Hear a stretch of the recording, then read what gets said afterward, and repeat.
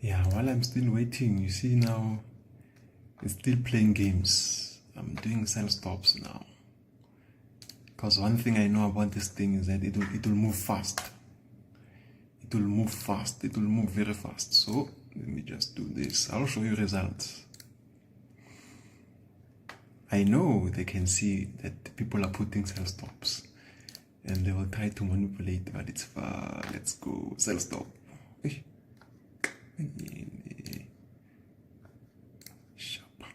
The bulls are fighting just at the rejection level there. It went up, so I want to see what it will do. Is testing here. The bulls are fighting. The bulls are fighting. The bulls are fighting. The bulls are fighting. Anyway, I did say, look at the, remember earlier on I was looking for a buy, then I went to a sell because of the news. But if you can check the weekly chart, the weekly chart says, this must go. The people who do swing trading, they must take profit here. So I want to see what's going to happen, but I thought the news will be so strong because it's a president, it's a prime minister of UK. Something must happen, but the sell stops, I'm going to keep them. On the buy side, I want to see what will happen on this resistance here. Yeah, I'm still waiting. You see, it tested the resistance there, and then as I was expecting, it did come down a little bit, but it does not mean that it will go down. It does not mean that it will go down. You see, if you want to see if the market will go down, it's when it's trading below the moving average. So that's when we can know. So if we can break also the moving average, then these ones are still on. Because at the same time, we're not the only ones waiting for the big sell from the news, you see. So obviously they like to play a game a little bit. Some people already sold, some people are in the trade, so they want to blow them a little bit and then shoo. That's why I put sell stops, because sell will always move faster. Sell will always go fast. So that's why I put the sell stop. And I'm looking at Nasdaq. I'm looking at Nasdaq while I'm waiting for this one. Look at it. Hey, it's moving. It's moving. That resistance was very important.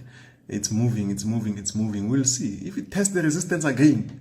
You see, if it can test again this, if it can go up to the resistance and pass it, I will just delete it. It will be a waste of time.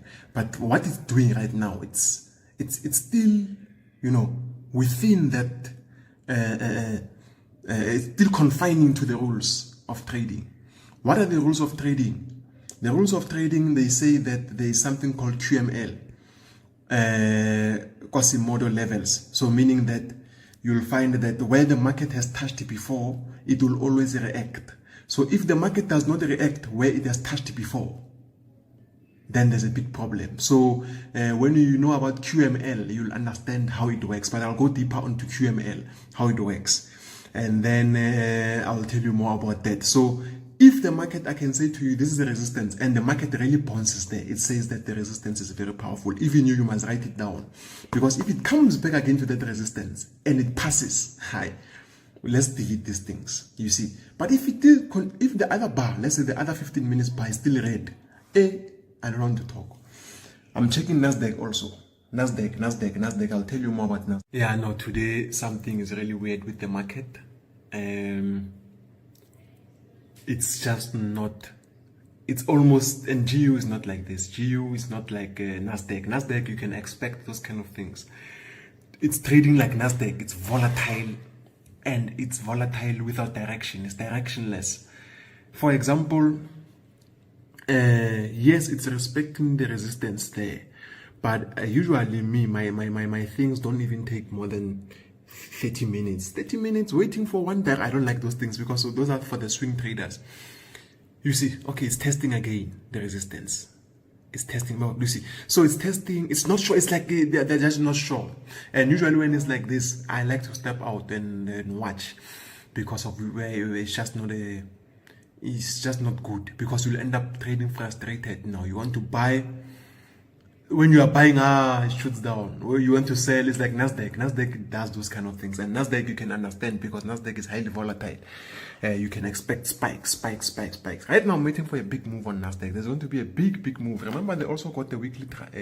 They've got a weekly also. They've got a weekly that they must respect. You'll see what's going to happen on Nasdaq. Hey. This one is just disappointing me. GU never does this. It never, I think it's because of Friday or something. It never moves without any direction like this. It doesn't play this kind of game. So let's wait a bit with this GU. At least we must see a break and a continuous break. At least after the break. Not people don't understand what a break means. A break means that it must break and close above the break and open. You see, it works like that. So people, when they see the break, yeah, they're in. No, after the break, it must close. We want to make sure that it's there. Then I was work.